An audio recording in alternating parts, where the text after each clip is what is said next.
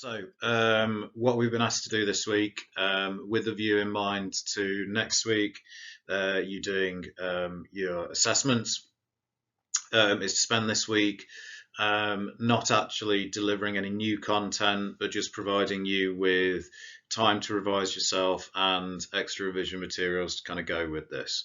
So, in relation to what I'm going to do today, and this kind of lesson is really designed to kind of cover today and tomorrow, so you don't have to go through it all in one hit. It's just to kind of reiterate the ideas and to make sure that you are 100% certain as to exactly how you are approaching those essay questions.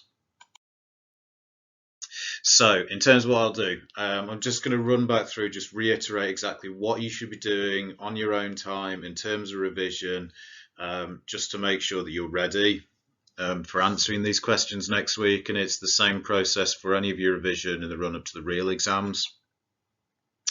I'm going to set an example question for each of the questions that will appear on the exam paper next week, that you can spend time kind of planning, prepping, going through.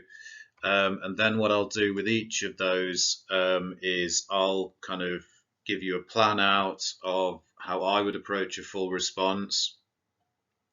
Those are not going to be the only ways in which you could respond to these questions. The plans that I will give you are just given my knowledge of the timeframes that I've got to answer each question, what I would be aiming to get down, and the angles that I would pull out. There are plenty of other ways to approach these questions and different arguments that you could make. This is meant only as an example for you. And alongside that, I will bring in an example introduction for each of the questions, because people are always, or they tend to be more worried than anything else about how do they actually start these essays. So I'm just going to give you a sample introduction for each of them.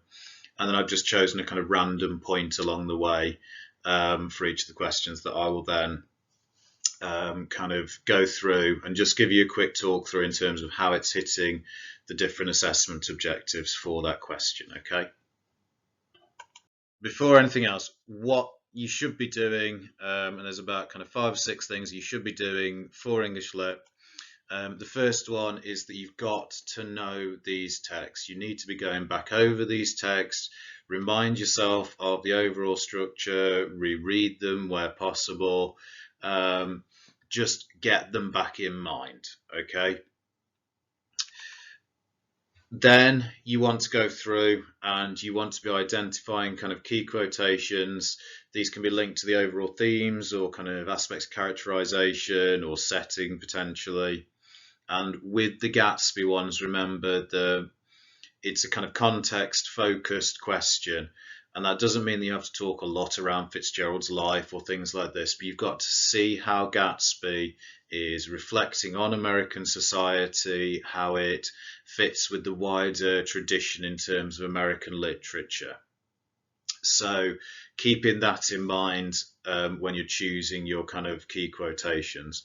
Now remember, for the exam next week, it's an open book exam because obviously we just want to keep a level playing field and we can't kind of police it directly. So it's easy just to make it an open book exam. Just remember, in the actual exam, it's going to be closed book. So for next week, find your key quotations, know where they are in your book, but you won't necessarily have, to remember them directly. But in the actual exam, just bear that in mind, please. I would recommend, and again, I can't stress this enough, one of the things that you should be doing at this stage, and I've been trying to build in last week and the kind of over the weeks leading up to this, you want to be reading articles, you want to be reading criticism about each text. There are loads of bits of criticism on the iSite. Choose some of the shorter ones at this stage potentially, but there are longer ones on there. And it's just so beneficial because you are seeing other people make an argument about the text. You're seeing that writing style, so the way they're inserting quotations, the way that they are bringing in other critics, the way that they are talking about the text. And it's a style you want to mirror in terms of answering your own questions. And it gives you bits of criticism that you can quote in your answers as well.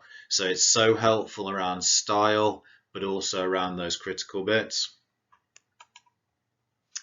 And you should be looking again before next week at the example responses again. They're on the iSite. There are A grade responses to each question.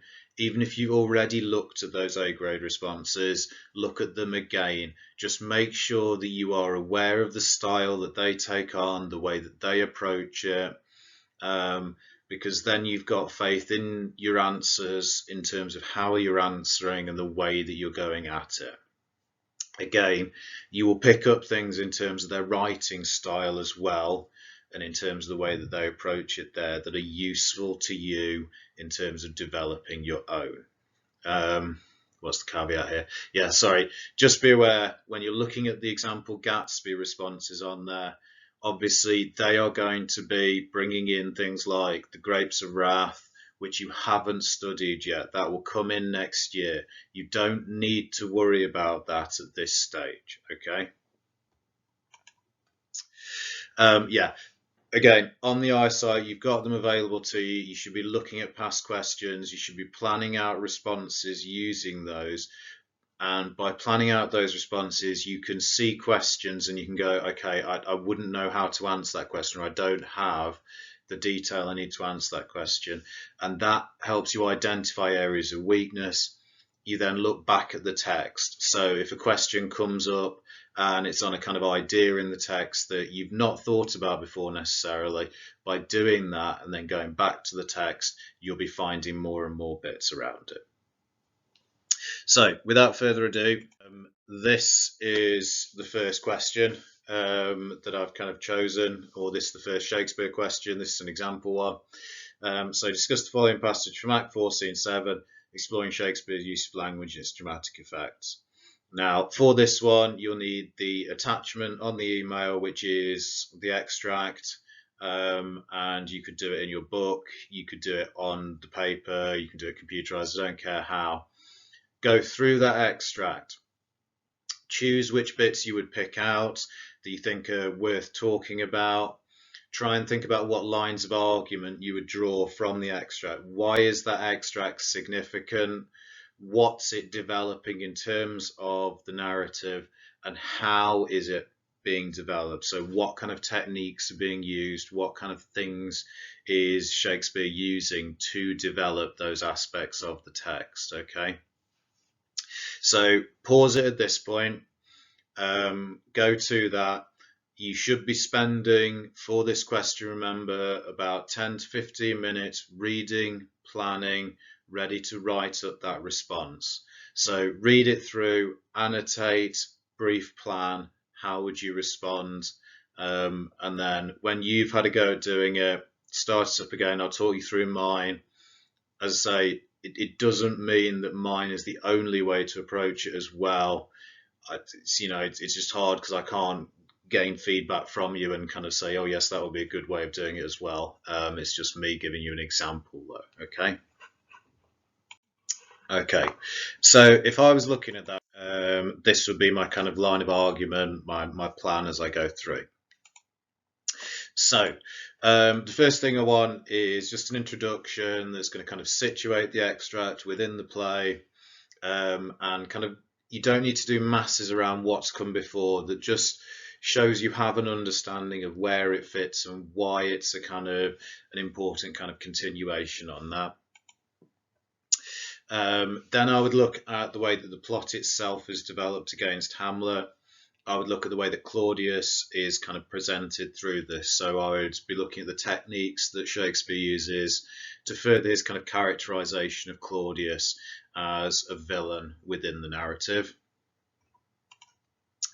I would look at the characterization of Laertes as a foil to Hamlet, and the way that his characterization is developed, the kind of techniques that Shakespeare is using there. Then I would look at the significance of Gertrude's entrance. I would look at how that changes the mood in the scene, how it kind of provides a further catalyst to other action, what she kind of reveals here. So if you think about the extract, initially there's a kind of growing calmness and certainty. There's a plan emerging between Claudius and Laertes. He's finally got Laertes kind of under control.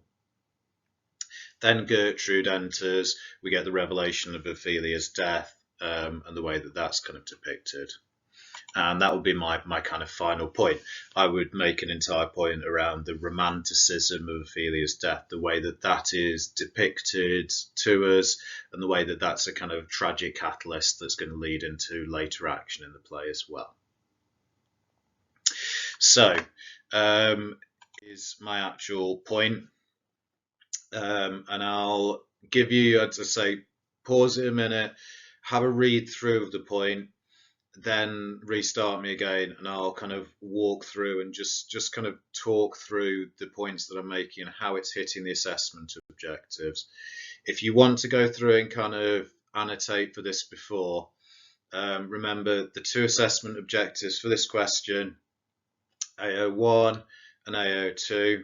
Now with AO1, remember it is that you've got a line of argument that you're making, that you're writing fluently, that you're using terminology. With AO2, it's that you are identifying a feature, you're quoting from the text, and that you are developing on how that feature creates meaning. And that can work around language, structure, or form. Okay. Suddenly realised I need to actually show you the introduction before I pause myself. So there is the introduction.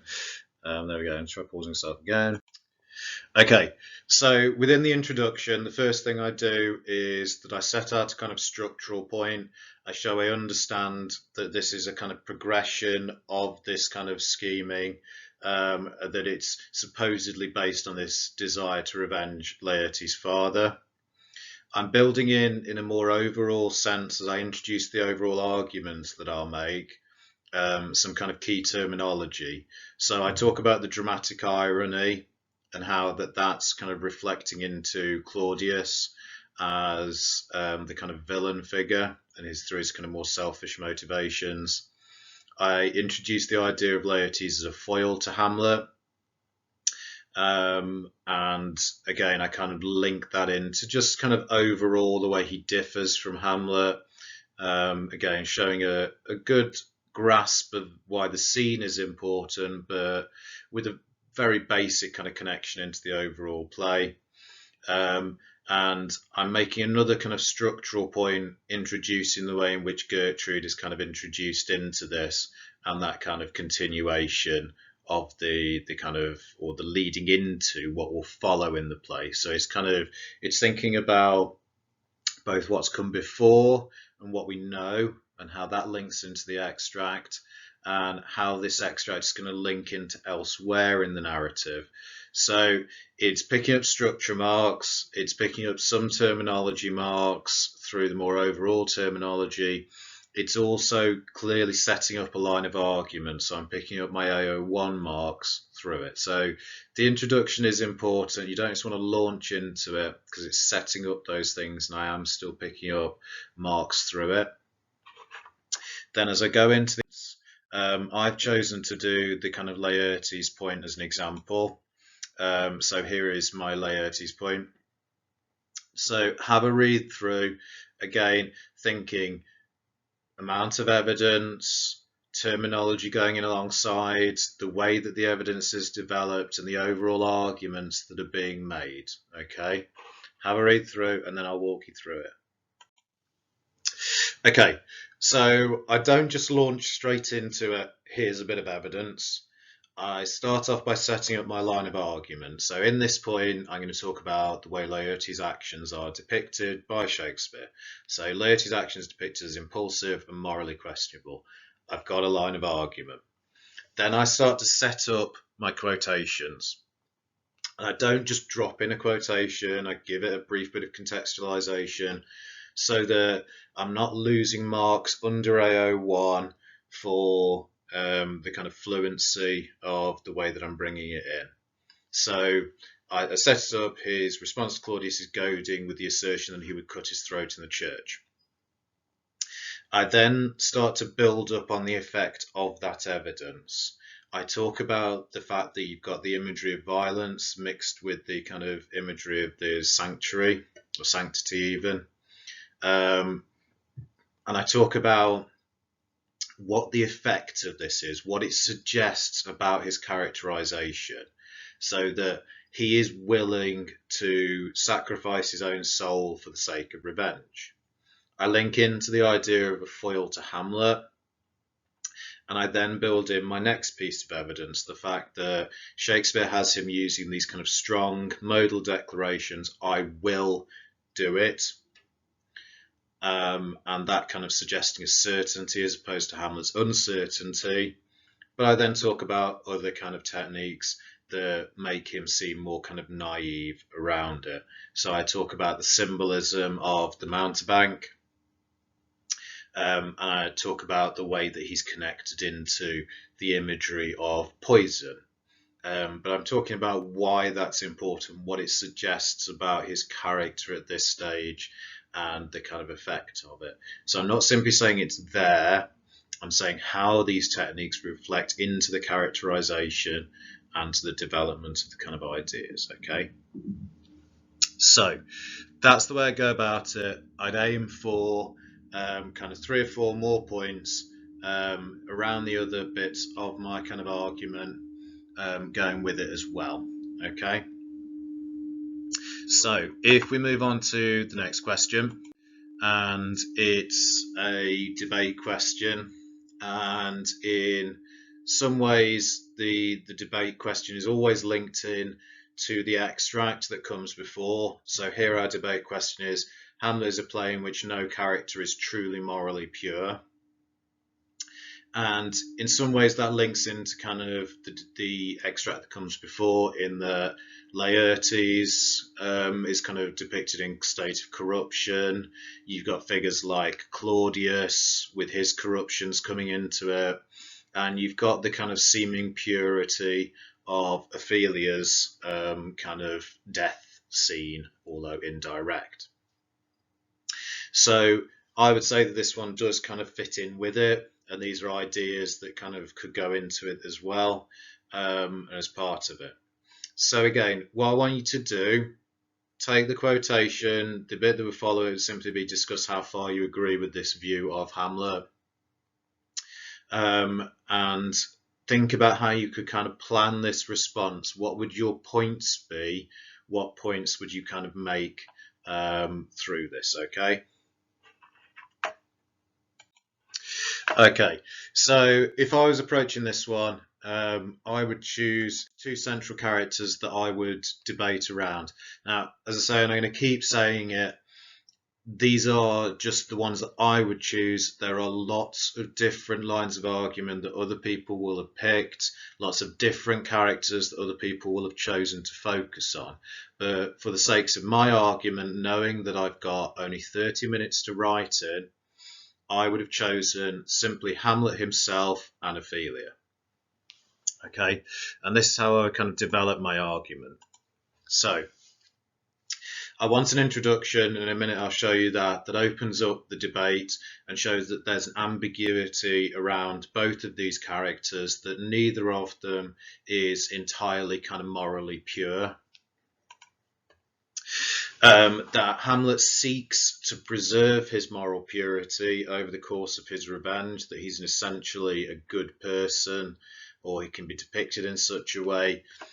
And then I would go into the discussion of his more morally dubious actions, things like the killing of Polonius.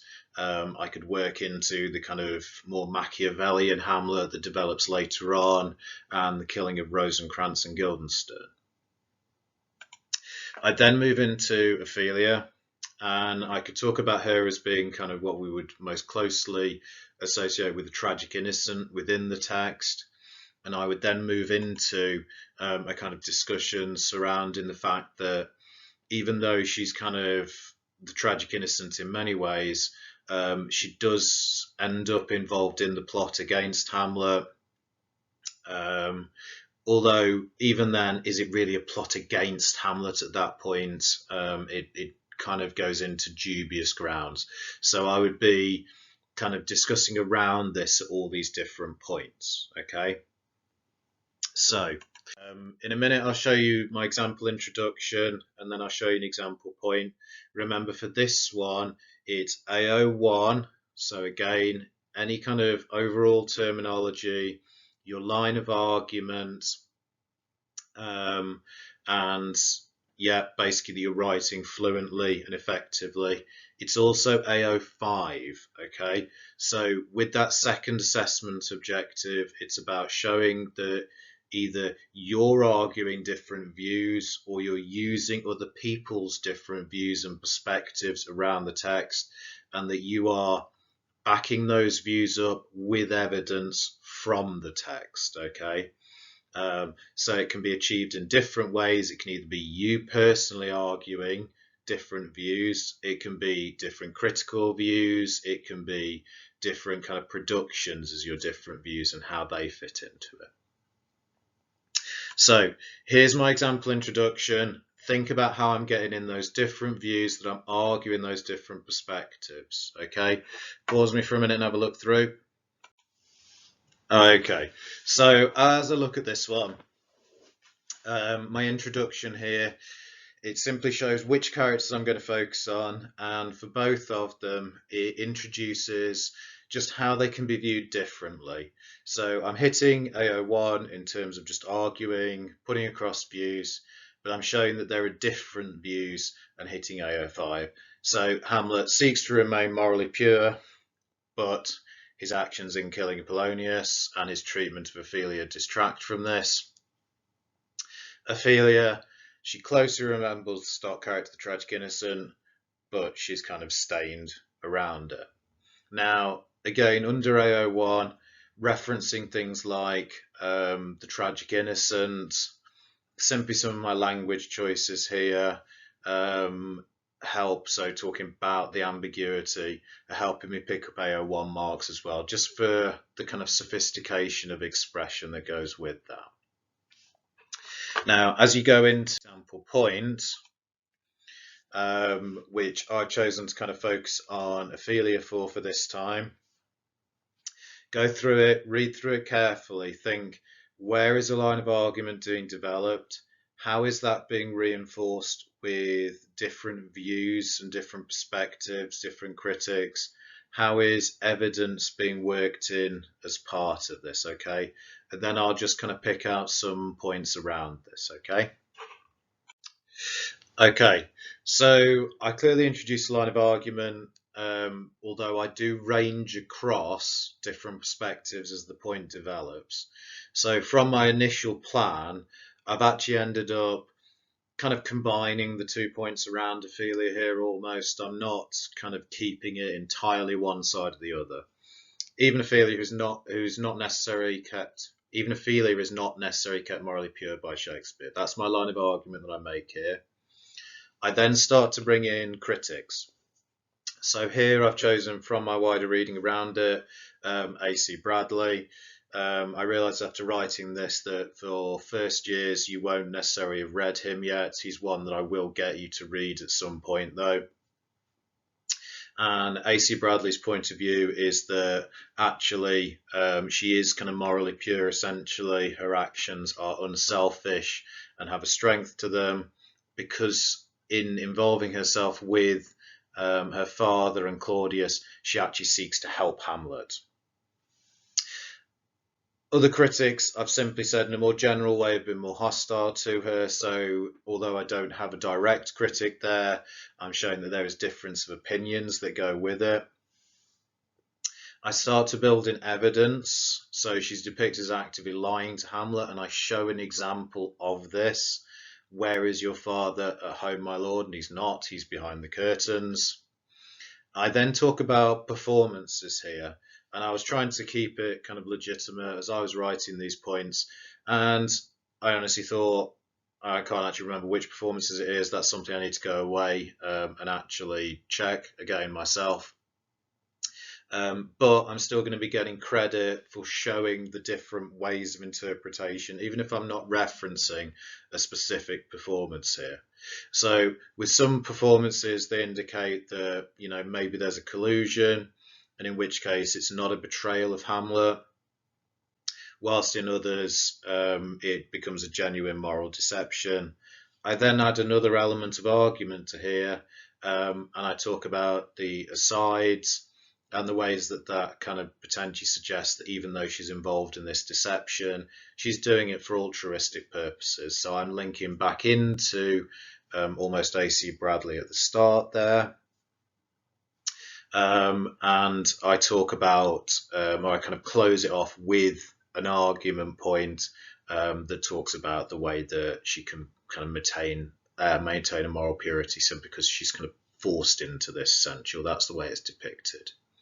So I've argued around it, shown different perspectives through Bradley, through my own arguing around it, through the slightly more detached argument around different performances.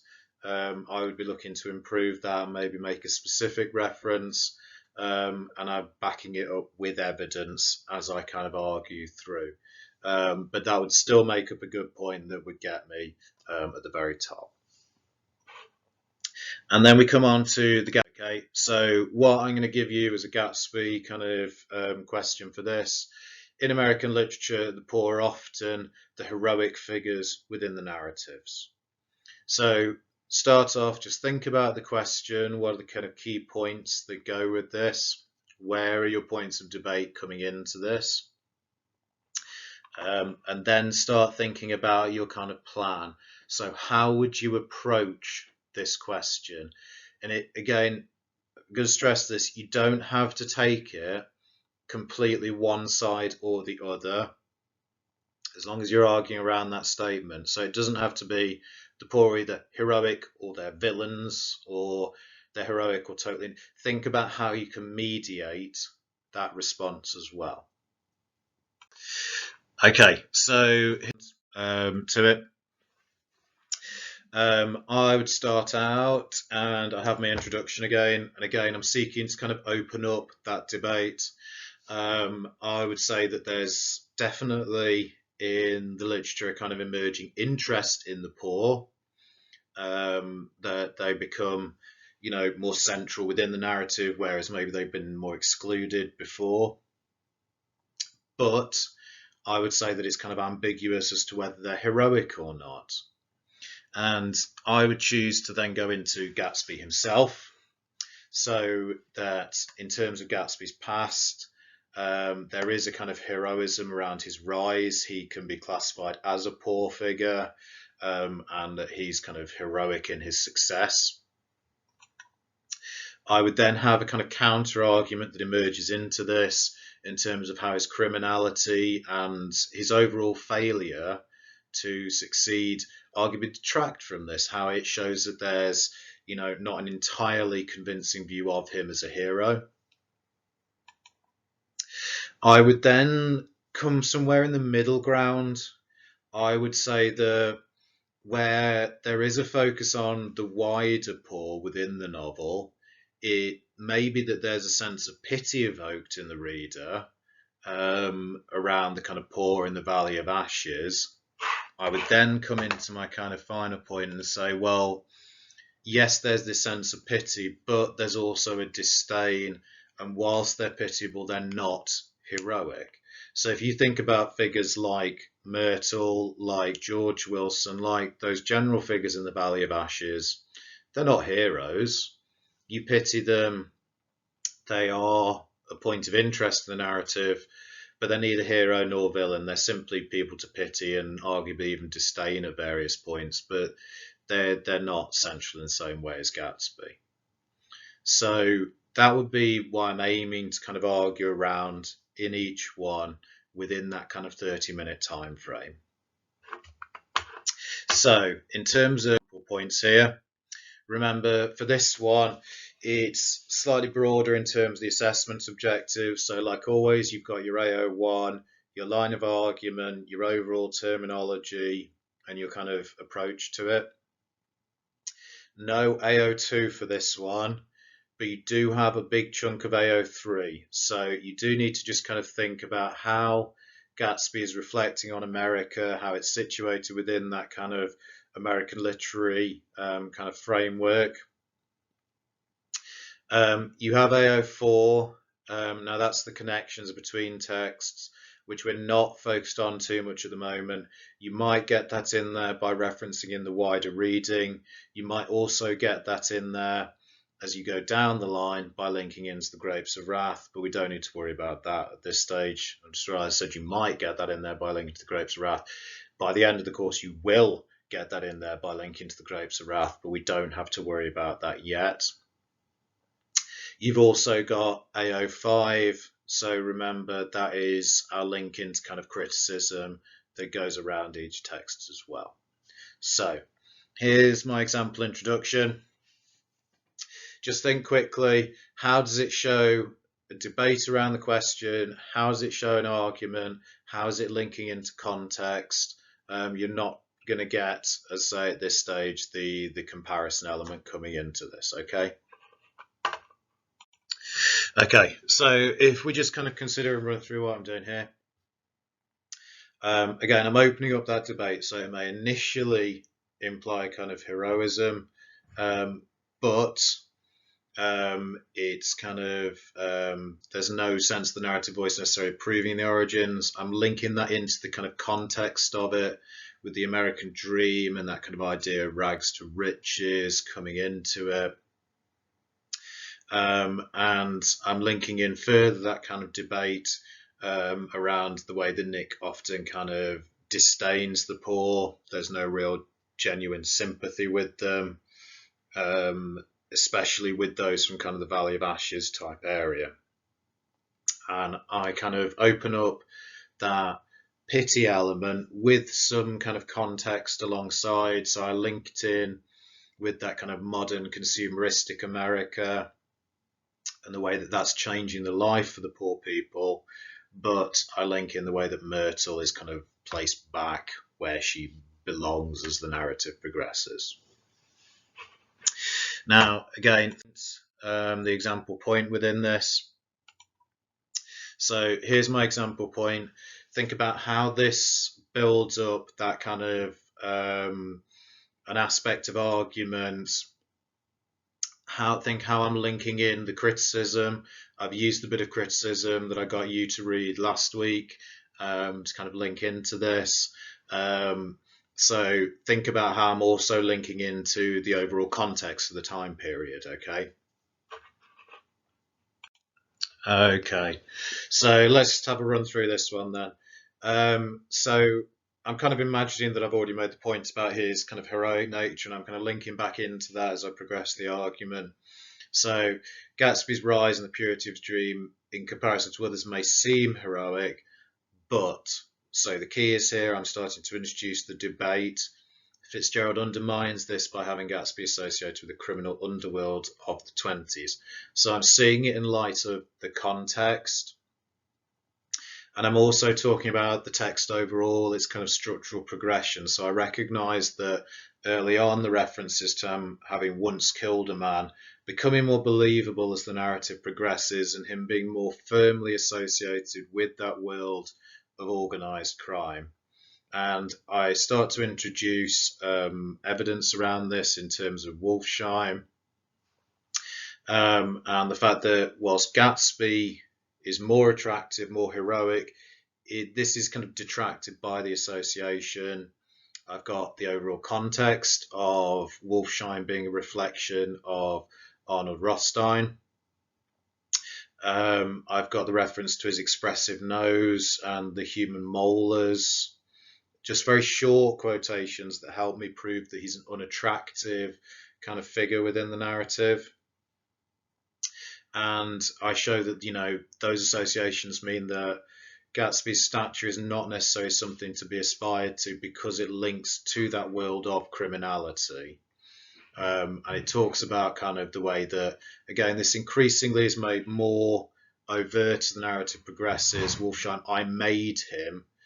And then I couldn't remember a direct quotation for it, but simply talking about that kind of the change in the phone calls. At the end of the narrative, Nick picks up the phone, and it's more clear through this phone call that the person on the other end is talking about kind of criminal activity. And this happens alongside Wolfsheim's kind of assertion that I made him. Now, to close off the point, I brought in the critic from last week, and I'm simply using that to show that there's an ambiguity. So I used the bit, Nick's irony does not always undercut the American dream upon which Gatsby's world is founded. Then I miss out a bit because it's too long to quote end to end, but he does seek to look on from a distance, and it kind of distances him, and it stops it being as kind of heroic, and it means that he's not necessarily kind of idealizing the American dream associated with it. And again, I'd be aiming for a few more points along those lines. That's the kind of style that we're shooting for, with evidence from the text, a clear kind of argument, a clear kind of direction that goes with it. So I'll send out with the email the kind of the plan for the overall week. Use this for today and tomorrow, and your wider stuff that you're doing around the revision, and then I'll tell you exactly what the kind of plan is around kind of Friday, and thinking around that. Okay, right. Toodaloo for now, people.